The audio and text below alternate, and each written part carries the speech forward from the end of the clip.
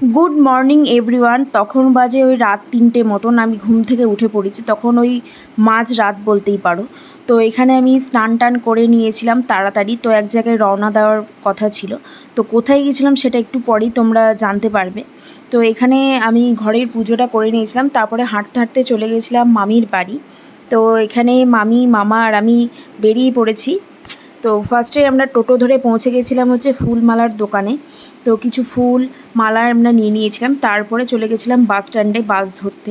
আমরা যাব হচ্ছে কলেশ্বর শিব মন্দিরে, খুব জাগ্রত মন্দির সেটা। তো যাব করে যাওয়া হয় না, তো যখন মহাদেব চেয়েছেন তখন আমি যাব। তো বাসে উঠেই মহাদেবের আশীর্বাদ নিয়ে যাত্রা আমাদের শুরু হয়েছিল।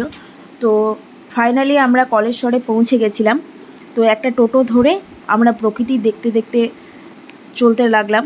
তো খুবই সুন্দর লাগছিলো আশপাশটা, ঠান্ডা ঠান্ডা হাওয়াও দিচ্ছিলো। তখন বাজে ওই 7টা নাগাদ। তো ফাইনালি আমরা মন্দিরে পৌঁছে গেছি। তো মন্দিরের সামনে দোকান থেকে সিঁদুর, তারপরে হচ্ছে ওই যে ঘি, মধু, দই, এগুলো সব কিনছিলাম। তো সমস্ত কিছু কেনাকাটা হয়ে যাওয়ার পর আমরা ফাইনালি মন্দিরে প্রবেশ করি। মন্দিরে যখন প্রবেশ করেছিলাম তখন মনটা খুবই শান্ত হয়ে গেছিলো, খুবই সুন্দর লাগছিলো দেখতে। তো এখানে সমস্ত ঠাকুর ছিল।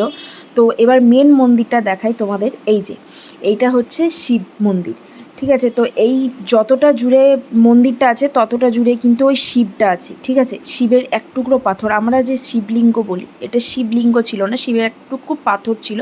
তো এখানে শিবের 12টা নামও ছিল। তো এখানে সমস্ত কিছু পুজোর জোগাড়যন্ত্র শুরু হয়ে গেছে। মামি এখানে মালা এগুলো সব গাঁথছিল, যাই হোক।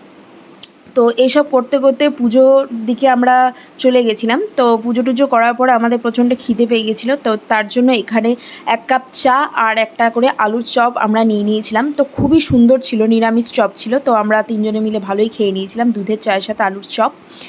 তো যাই হোক, তারপরে আমরা এবার বাড়ির দিকে রওনা দিয়ে দিয়েছিলাম। তো একটা অটো ধরেছিলাম। আঁধিতে মামা নেমে পড়েছিল অফিস যাওয়ার জন্য, আর আমরা কুলি পর্যন্ত এসেছিলাম।